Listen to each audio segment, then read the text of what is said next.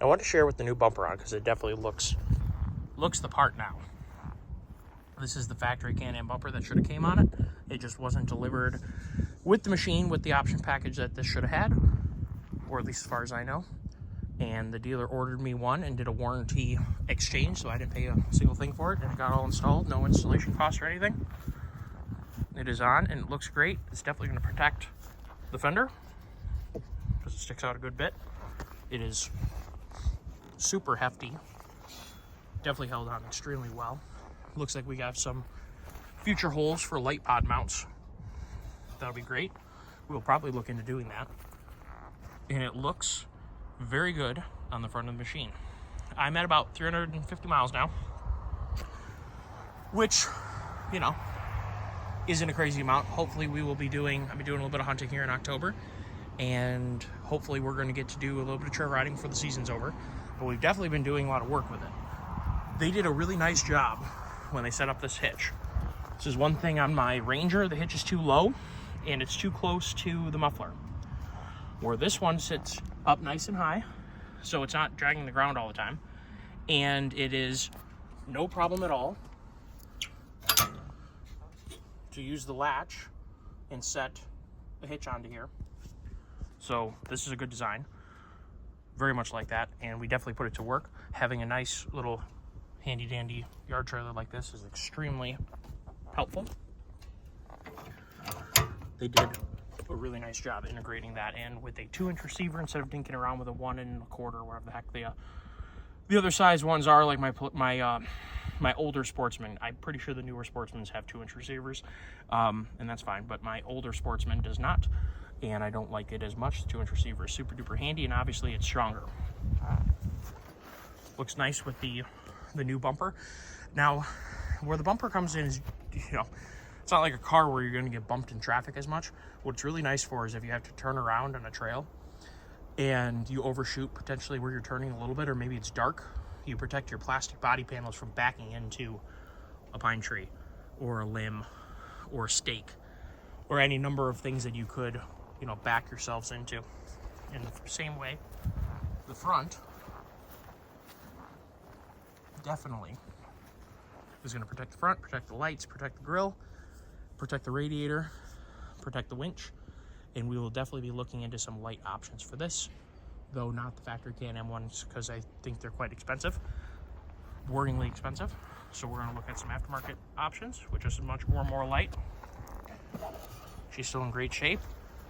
No problems. It had the first service, so the front differential and the engine oil change has been done, and it is all ready to go for another good period of time. I actually need to read the manual and see just how long it is. When I had the bumper installed, the plan was to get it serviced for the first time. I do like to get, you know, OEM, the brake and oil, the first oil change out of the way, because it gets all the garbage that was probably in the oil filter out of the oil out of the oil filter, and new oil filter, new oil into the machine. No matter what you do, there's going to be manufacturing chips in the engine, debris from manufacturing. You can't do anything about that. They wash them as good as they can, but there's still little pockets where that stuff sits in, and the sooner you get that crap out, the better. So I am very happy with having this thing ready to go for the wintertime. Still no complaints at all. Tires work extremely well in the sand, work super duper well in all, you know, your normal conditions. They work quite well in the mud if you need to get into that situation too. Overall, the machine works extremely well. And again, this is the Outlander Pro 700 Hunt Edition. And when you get the Pro 700 Hunt Edition, you get A-arm protection, these really beefy outer skid plates right here that really protect the footwell area excellently. And you get the front rear bumpers and a factory winch.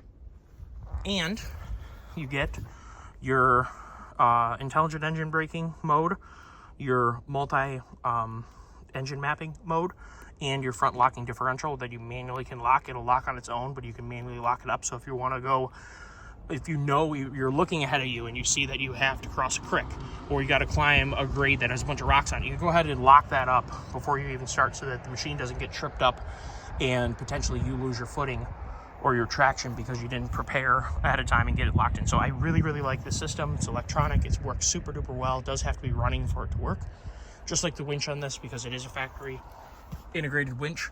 The machine does need to be powered on and running in order to run the winch, so keep that in mind. So you're not gonna be able to run the winch if you had say a power problem with your machine or your engine wouldn't start, or so don't waterlog it and shut your machine off in the water and then expect your winch to winch you out. Something to keep in mind. Now, I'm gonna do my very best to never ever have to do that, but if they did, or if we did have that problem, our belt and air intakes are up here on the center cowl, so they are up, 4 feet vertically up. So you'd have to make a serious error in judgment to accidentally end yourself up in that situation. Tires look good on the machine. They have good sidewall protection. I haven't had any trouble with punctures, and it does go a lot of different places with me. It has been trail road fairly decently hard for the first 350 miles.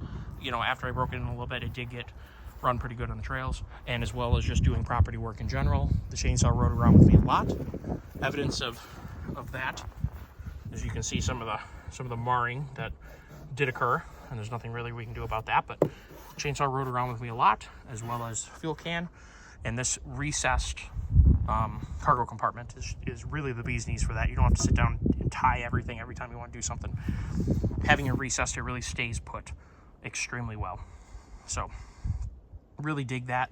Haven't looked at the spacing is much wider on this than like a snowmobile's mount, so I was going to do some research and see how they intend to use these lock and ride mounts. Plenty of places to run a zip tie, or not a zip tie, a ratchet strap or bungee. Plenty of places to do that. You could easily put a milk crate in here, bungee it in if you wanted to do that. Think you can fit 2 5-gallon buckets in here pretty easily and bungee those in. That shouldn't be too big of an issue. The fuel tank is in a pretty convenient location. Definitely don't mind that. Nice and easy to get to. It's not too low where you're bending over, and it's not too high where you're working too hard to get it in. And I do like it better away from the handlebars, like in my Polaris. I do like it out of the way back here. So all in all, I think it's a really well thought of machine, and it's worked great for me so far. And that added utility of having a hefty enough four-wheeler to pull around a trailer to go do utility work is really a huge advantage. So it's definitely a nice machine. Highly recommend it to you guys. And one thing I would recommend to Can Am is the Pro XU. It really should be outfitted exactly like this, just not in camo, because not everybody wants to have camo. I wanted to have camo, I like it, but a lot of people want to have a basic color, gray, black, red, whatever. The XU should really have the front rear bumpers, the winch, the skid plates, and the A-arm protection, of which the aluminum A-arm protection looks like that. It really should have that. There's no reason why only one model of this gets these more premium parts all together. And obviously the Pro XU already has the engine braking, the fuel injection control mapping, and the locking front diff. Already has that. There's no reason why you can't put these added accessories on. So, all